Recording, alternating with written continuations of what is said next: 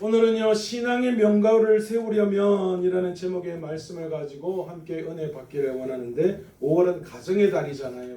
그래서 이제 이 가정을 어떻게 천국 만들 것인가, 우리 가정을 어떻게 믿음의 명가를 만들 것인가 라는 것에 대해서 이 한 달간 말씀을 통하여 함께 은혜 받기를 원하는데, 오늘은 신앙의 명가를 만들기 위한 부모편입니다.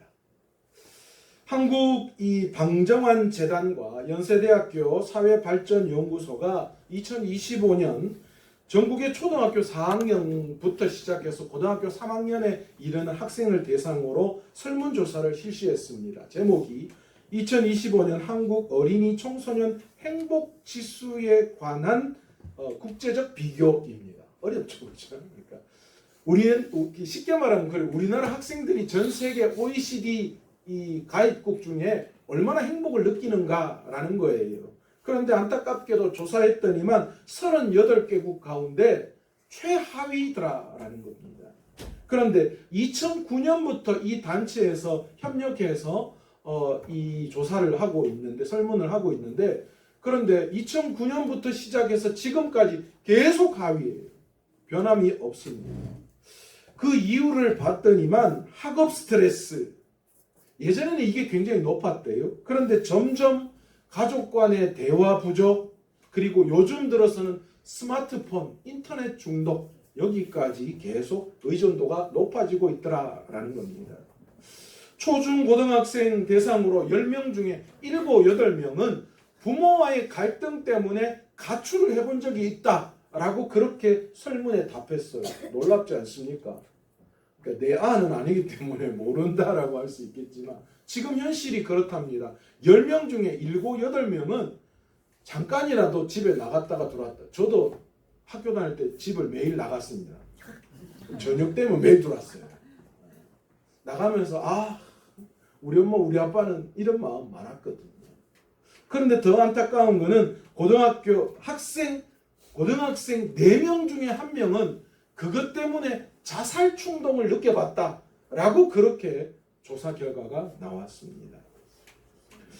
2024년 여성가족부가 실시한 청소년 가족 실태조사에 따르면 대인관계 때문에 문제를 가지고 있는 이 청소년들이 29%나 된다라고 합니다. 또 정신건강 문제가 24%, 또 학업과 진로에 대한 고민을 하고 있는 애들이 10%, 그리고 인터넷, 스마트폰 중독에 대한 고민을 하고 있는 애들이 22%, 또 폭력 및 가해, 그리고 비행에 대한 고민을 하고 있는 애들이 9%로 조사되었다라고 합니다. 특히 대인관계의 문제에 있어서는 아이들이 관계가 잘 안 되는 거예요.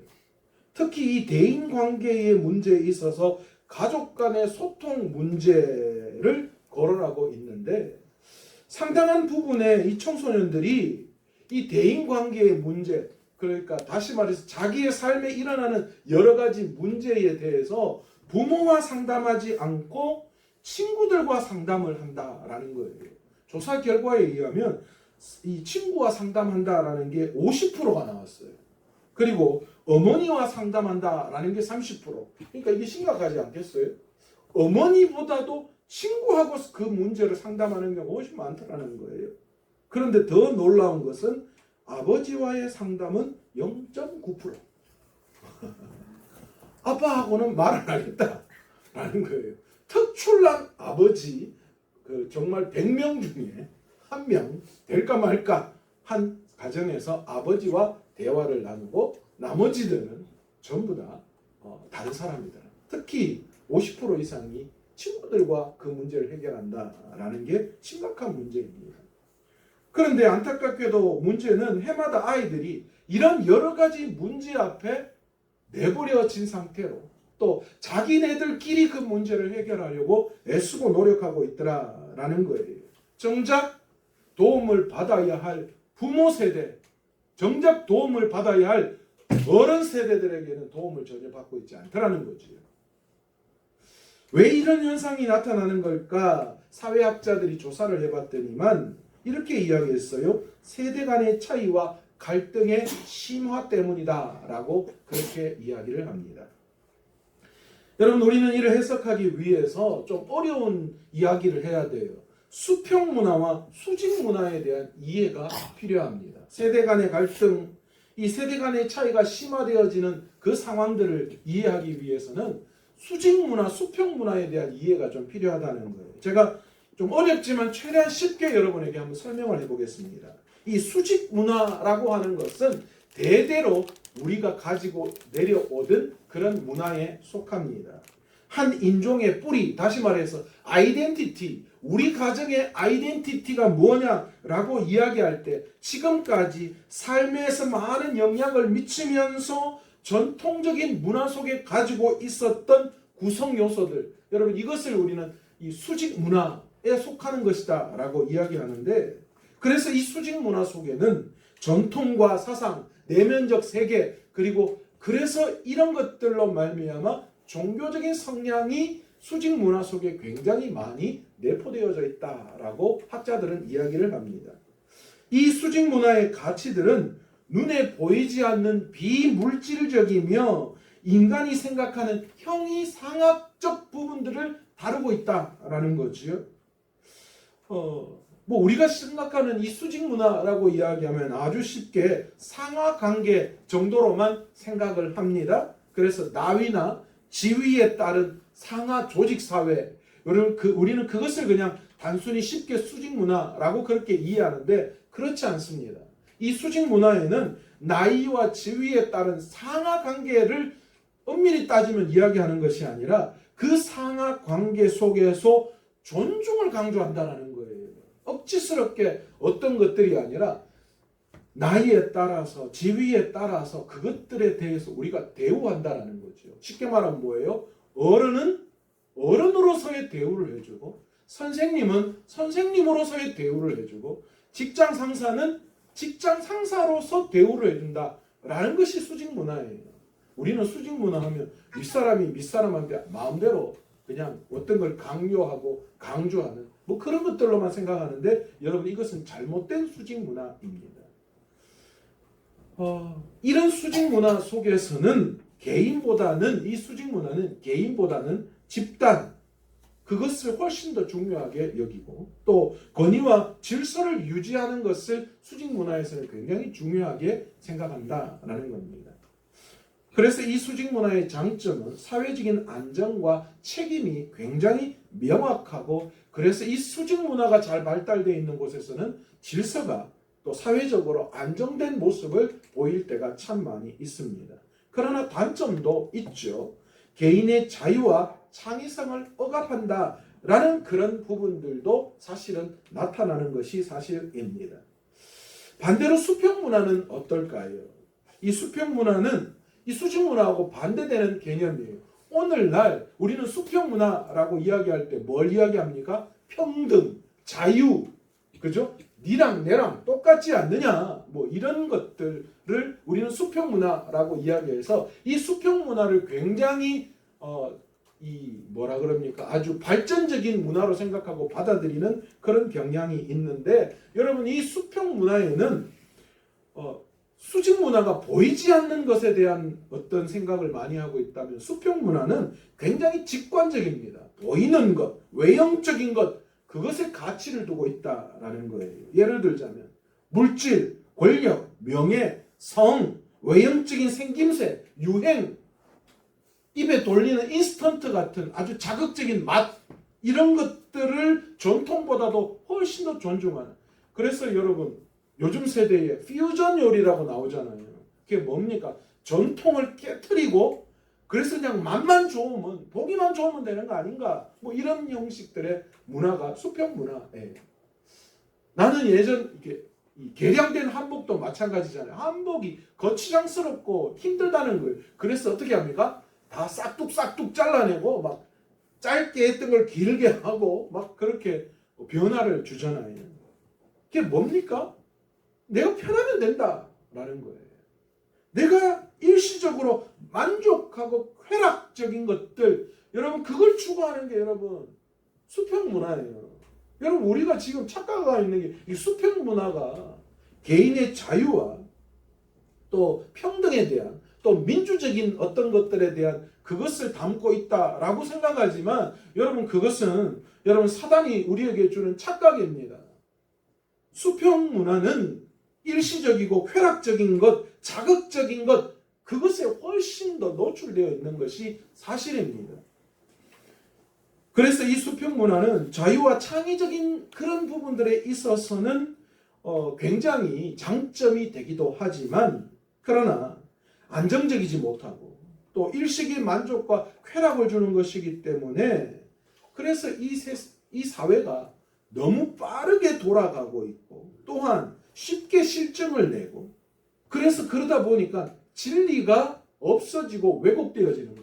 여러분 오늘날 진리가 없는 세상을 여러분 살아가고 있는 거 아십니까? 모르시죠? 우리는 진리가 뭡니까? 하나님의 말씀을 진리로 받아들이고 있죠. 그런데 오늘날 이 세대는 포스트 모더니즘 세대, 아니 이제는 초현실주의 포스트 모더니즘이라는 표현들을 많이 쓰는데 이게 뭐냐 하면 진리가 사라진 세상이에요. 네가 옳고 내가 틀리다라는 개념이 없는 거예요. 니도 맞고 나도 맞고 모든 게 다 맞다는 거예요. 그래서 뭐가 나오는 거예요? 나는 남자고 남자인데 여자고 싶다. 그럼 그래 니도 그것도 맞다. 그걸 인정해 주는 거예요. 여러분 이런 진리가 사라진 세상, 여러분 이게 수평 문화가 차지하고 있는 개념인데 여러분 이건 전혀 우리가 받아들일 수 있는 부분이 아니죠. 하나님께서는 이스라엘 백성에게 가나안 땅에 들어가거든 그들의 문화에 절대로 물들지 말라 그렇게 강조합니다. 단호하게 끊어내야 한다 그렇게 말씀하셨죠. 왜냐하면 가나안 문화가 바로 철저하게 수평 문화에 기반을 두고 있는 문화였기 때문입니다. 신명기 8장 19절에서 20절에 보시면 하나님께서 내가 만일 내 하나님 여호와를 잊어버리고 다른 신들을 따라 그들을 섬기며 그들에게 절하면 내가 너희에게 증거하노니 너희가 반드시 망할 것이다 라고 그렇게 말씀합니다. 여러분 이게 뭘 이야기하는 건 줄 아십니까? 이스라엘 백성들이 하나님이 만드신 문화, 그 문화인 수직적인 문화 계승에 실패하면 너희들은 반드시 가나안 문화인 수평 문화에 물들 수밖에 없고 그렇게 되면 너희는 망할 수밖에 없다라고 그런 이야기를 하는 거예요. 여러분 실질적으로 미국 사회가 얘들 초등학교에서 신앙교육, 체벌이 사라지면서 범죄율이 심각하게 늘어났다라는 사실, 여러분 이건 통계로도 나타나 있는 사실입니다.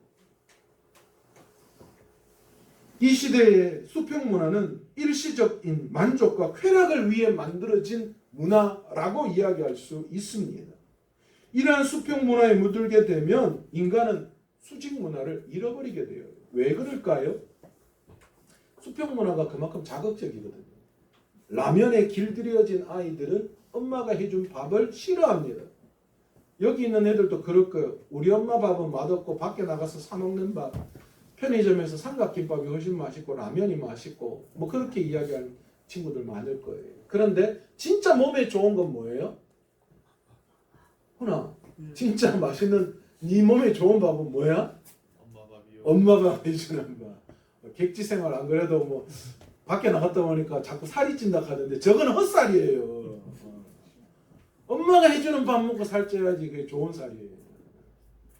여러분 자극적이고 또 눈에 보이기에 좋은 그것들에 물들기 시작하면 그런 수평 문화에 물들기 시작하면 수직 문화는 금세 그냥 힘을 잃어버리기 쉽다라는 거예요.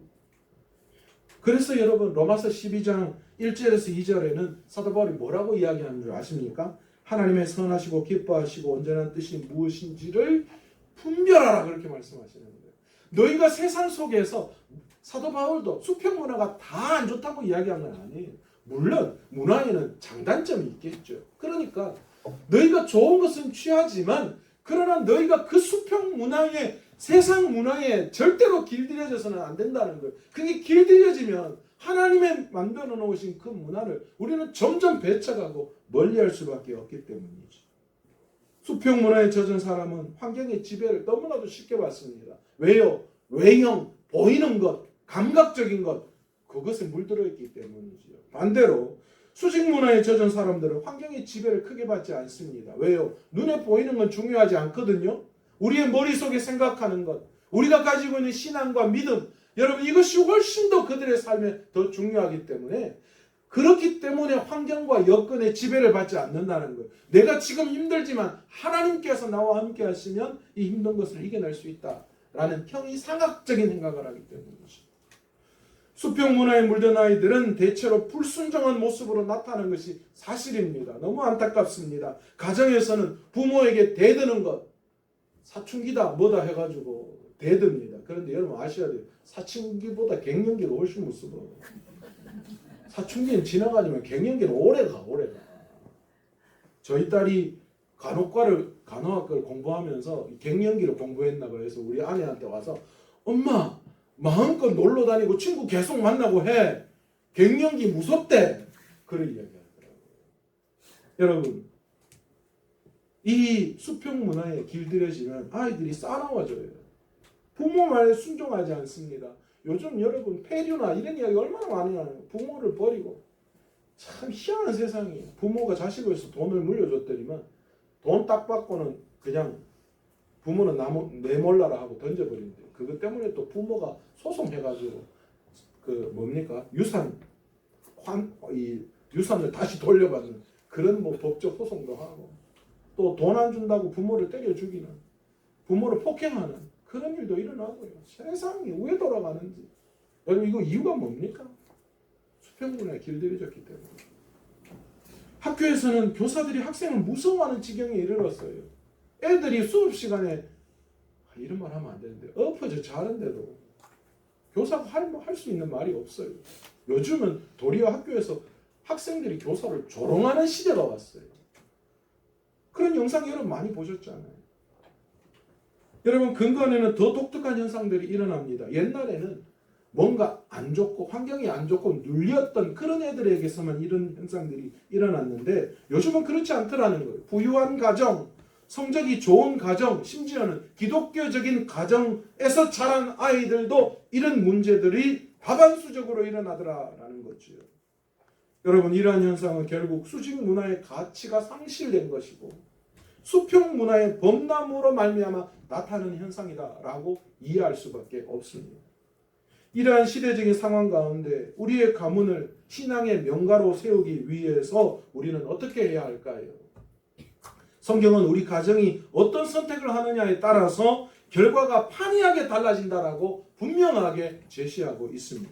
신명기 30장 19절에서 20절에 보시면 내가 오늘 하늘과 땅을 불러 너희에게 증거를 삼노라. 내가 생명과 사망과 복과 저주를 내 앞에 두었은즉 너와 내 자손이 살기 위하여 생명을 택하고 내 하나님 여호와를 사랑하고 그의 말씀을 청종하며 또 그를 의지하라. 그는 내 생명이시요 내 장수이시니 여호와께서 내 조상 아브라함과 이삭과 야곱에게 주리라고 맹세하신 땅에서 내가 거주하리라. 뭘 말씀하시는 거예요? 성경은 분명하게 하나님과 수직적인 관계가 바로 정립되는 것, 여러분 그것이 모든 교육의 기본임을 명확하게 이야기하고 있습니다. 여러분 우리 아이들에게 가르쳐야 할 것은 지식을 가르치고 돈 버는 방법을 가르치고 건강을 유지하는 방법을 먼저 가르쳐야 할 것이 아니라 뭘 가르쳐야 돼요? 하나님과의 관계를 어떻게 정립할 것인가. 여러분 이것이 아이들에게 반드시 필요한 교육이라는 거예요. 여러분 이것 없이 아이들에게 지혜만을 강조하니까 뭐 되는 거예요? 똑똑한 놈들은 사기쳐요. 여러분 그런 현상들이 얼마나 많이 일어나요. 배워서 악한 일을 하는 거예요. 오직 자기가 잘 먹고 잘 살고 돈 버는 일이 현안이 되어져 있는 거예요. 이거 누구 때문이에요? 우리 아이들에게 하나님과의 관계가 가장 우선되어져야 하는 것을 가르쳐주지 않았기 때문에 나타나는 현상이에요. 하나님은 뒷전이에요. 그냥 내가 세상에서 어떻게 성공하느냐, 그것은 훨씬 더 중요하게 여기는 거예요. 하나님은 그냥 옵저버예요. 옵션이에요. 자동차에서 뭐 중요한 에어컨 하나 다나 마나 그 정도의 선택밖에 안 되는 거예요. 실질적으로는 어떤 자동차를 선택하느냐가 우선돼야 되잖아요. 그러니까 아이들을 교육함에 있어서 부모들은 하나님과의 관계가 어떠냐는 것을 기본적으로 먼저 가르쳐야 한다는 거예요. 여러분, 믿음의 가문이라고 이야기하는 아브라함의 가문을 가만히 보십시오. 아브라함과 이삭과 야곱과 같이 여러분 이 3대에 거쳐서 신앙의 유산이 물려졌다라는 것. 여러분 이것이 바로 뭡니까? 신앙의 명가를 세우는 비결이에요. 저는 가끔 우리 어머니에게 우리 아버지에게 감사드립니다. 올바른 신앙을 물려주셔서 얼마나 감사한지 모른다. 그러면서 저도 제 다음 세대, 제 자녀들에게 그 올바른 신앙을 저도 바로 물려주는 것, 그것이 숙제다라고 그렇게 말씀하고 있습니다. 저는 제가 목회자라고 해서 제 자녀들에게 다 신앙이 대물림되는 건 아닙니다. 저도 자녀 세대에 대한 그런 신앙 교육을 등한시하면 제 다음 세대들도 어떻게 될지 몰라요. 그래서 여러분 목회자 자녀들 중에 반반으로 나뉜다잖아요. 믿음 좋은 사람과 그렇지 않은 자녀로 나눈다잖아요. 여러분 오늘 성경 신명기 6장 5절에는 분명히 말씀합니다. 너는 마음을 다하고 뜻을 다하고 힘을 다하여 내 하나님 여호와를 사랑하라. 여러분 부모된 우리는 어려서부터 자녀들에게 하나님을 사랑하고 그분의 말씀을 순종하는 자세를 확실하게 심어줘야 돼요. 부모된 우리는 자녀들에게 반드시 수직 문화를 가르쳐야 돼요. 수평 문화를 먼저 가르치면 절대로 안 돼요. 그런데 요즘 우리 아이들은 수평 문화에 먼저 그냥 오픈되는 거예요. 부모에게 수직 문화, 하나님과의 관계, 이것에 대한 문화를 제대로 배우지도 못하면서 뭘 배워요? 세상 문화를 배운다니까요. 그래서 이게 엇나가기 시작하는 거예요. 성경은 수직 문화의 내용으로 이루어져 있어요. 하나님을 공경하고 부모를 공경하고 이웃을 사랑하고 전통을 세우고 고난을 이겨내고 도덕적이고 윤리적인 것이 무엇인지를 더 중요하게 여겨야 된다. 그런데 요즘 도덕적이고 윤리적인 거 다 무너졌어요. 고등학교 제가 어떤 자료를 봤는데 고등학교 아이들에게 이야기했어요. 너 1억 줄 테니까 내 대신 감방에 들어갈 수 있냐고 물었더니만 거의 한 60-70% 아이들이 그렇게 하겠대요. 이게 말이 되는 거예요. 돈이면 그냥 죄도 그냥 대신 짊어지겠다는 거예요. 그 별로 중요하지 않다라는 거예요. 돈 앞에서. 또한 우리 자녀들이 하나님께서 가정에 부여해 주신 부모님의 권위를 존중하고 부모님의 말씀에 순종하는 것이 복을 받는 비결임을 분명히 가르쳐야 합니다. 우리 애 둘이 분명히 이야기했어요. 부모에게 잘 순종하는 것이 자녀가 축복받는 비결입니다. 오늘 여기 자녀 되시는 분들 여기 좀 많죠, 그죠? 여러분 이 땅에서 여러분 잘 먹고 잘 살고 하려면 여러분의 노력으로 돈 벌고 애쓰는 것도 중요하겠지만 가장 먼저 하나님을 사랑하고 부모를 존중하고 이웃을 사랑하는 것. 여러분 이것이 여러분이 세상에서 복을 받는 출세하는 비결이다라는 것. 여러분 성경은 분명히 그것을 우리에게 이야기합니다. 에베소서 6장 1절에서 2절 뭐라고 이야기합니까? 자녀들아 주 안에서 너희 부모에게 순종하라. 이것이 옳으니라. 내 아버지와 어머니를 공경하라. 이것은 약속 있는 첫 계명이니 이로써 내가 잘되고 땅에서 장수하리라. 우리가 요구하는 잘되고 오래 사는 것 여기 있다라는 겁니다. 부모와 자녀 사이에서 다른 것은 그 어떤 것도 다 사실은 부모 자녀 사이는 다 넘어갈 수 있지만 여러분 부모와 자녀 사이에서 반드시 지켜야 하고 확보되어야 할 원칙이 있습니다. 어떠한 경우에도 자녀들이 부모의 말씀에 순종하지 않으면 안 된다라는 것을 심어줘야 돼요. 한마디로 쉽게 이야기하면 가정에서 부모에게 자녀들이 꺾여야 돼요. 그런데 이게 안 되니까 요즘 세상에서 얼마나 많은 문제아들이 일어나고 있어요. 보면 과감이에요. 부모가 자녀를 감당을 못해요. 왜 이런 일이 일어납니까? 부모가 오냐오냐 하는 거예요. 자녀가 상전이에요. 그러니까 그 아이들이 부모에게 꺾이지 않으니까 세상에서 안 꺾이죠. 그리고 만약 세상에서 꺾인다고 한다면 이제 그때부터는 자존감이 사라져서 이제 막 공황 오고 막 이러는 거예요. 문제 되는 거예요. 어떠한 상황에도 부모를 공경하고 존중해야 한다는 사실을 여러분 우리 아이들에게 심어주는 것뿐만이 아니라 가르쳐야 해요. 어릴 때부터 아이들에게 너 이렇게 해야 잘 되는 거야. 너 이렇게 해야지 성공하는 길이야.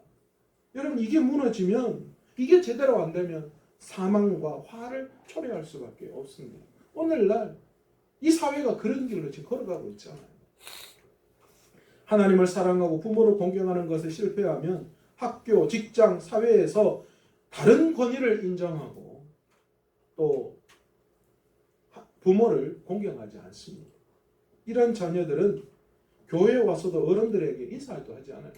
교회 안에서도 뭐 직분자들도 그렇고 신앙의 선배들에게도 그런 대우를 하지 않아요. 왜? 지난해나 똑같은데 뭐 어떻게 지난해나 똑같습니까? 분명히 하나님께서는 권위를 존중하고 그것을 인정하라고 말씀하셨는데 존중과 권위는 여러분 높고 낮음의 개념이 아니에요. 진정한 권위가 무너지고 신뢰가 상실된 가운데에서는 여러분 어떤 변화도 어떤 새로움도 기대할 수 없습니다. 그렇다면 우리는 이 무너진 수직사회를 어디서부터 어떻게 세워가야 할까요? 가장 먼저 부모가 하나님의 말씀을 마음판에 새기는 것부터 시작해야 합니다. 신명기 6장 6절에 보시면 오늘 내가 네게 명하는 이 말씀을 너는 마음판에 새기고 라고 말씀합니다. 여러분 더 이상 부모가 내 감정, 내 생각, 내 권위, 내 입장으로 자녀를 교육하는 그런 시대는 지났습니다. 불가능합니다. 인간을 창조하신 하나님의 말씀의 권위를 부모된 우리가 먼저 절대적인 가치로 인정하고 내 마음판에 새겨야지만 그것으로 아이들을 교육할 수 있는 거예요. 내가 안 되는데 무슨요? 내가 그 말씀이 내 가슴팍에 새겨지지 않는데 무엇으로 아이를 교육한다는 거예요. 그러니까 자꾸 아이들에게 엉뚱한 걸 가르치고 그래서 그 아이들이 엉뚱한 가치관을 형성되고 그런 일들이 일어나는 거예요. 여러분 부모 세대가 마음판에 하나님의 말씀이 기준이 먼저 돼요. 하나님의 말씀이 기준이 된 삶을 살아가는 부모 밑에는 절대로 엇나가는 절대로 그것을 부정하는 자녀가 있을 수 없다라는 것이지요. 그러면 누가 어디서 우리 자녀에게 올바른 수직 문화의 가치관을 심어줘야 할까요? Coming soon. 오후 예배 때 계속 이어서 하도록 하겠습니다. 여러분 그렇습니다. 이 세상은 수평 문화 속에 존재하는 사회입니다. 그런데 이건요 인간과 인간이 만들어 놓은 것이고 또 그 인간과 인간 속에는 사단의 개입에 의해서 만들어진 그런 문화들입니다. 그러나 하나님께서는 그 문화를 우리가 슬기롭게 받아들이기 원하셔요. 하나님과 우리는 수직 관계의 문화 관계에 있는 사람들입니다. 그리고 그 수직 관계를 통하여서 하나님과의 관계가 바로 정립되지 않으면 여러분 이 세상은 수평 문화로 그 어떤 것들이 온다 하더라도 그것이 결국은 사회에 악을 낳고 문제가 물론 좋은 점이 있겠지만 더 큰 문제와 더 큰 병폐를 낳는 경우가 더 많다라는 것이지. 그러기 오늘 이 시간 이 어린이 주일을 맞이하여서 또 5월 가정의 달을 맞이하여서 오늘 우리 귀한 성도님들의 가정마다 세상 문화인 수평 문화가 아니라 하나님의 문화, 하나님께서 창조하신 그 수직 문화를 우리가 가장 우선시 생각하고 그 무엇보다도 하나님과의 관계 그리고 부모로서의 권위를 회복함으로 말미암아 우리 아이들이 올바른 믿음 안에서 자라나서 세상의 귀한 일꾼들로 하나님 앞에 쓰임받는 은혜가 있는 우리 자녀들이 되기를 기도하며 또 애쓸 수 있는 우리 귀한 성도들 다 되시기를 간절히 축원합니다.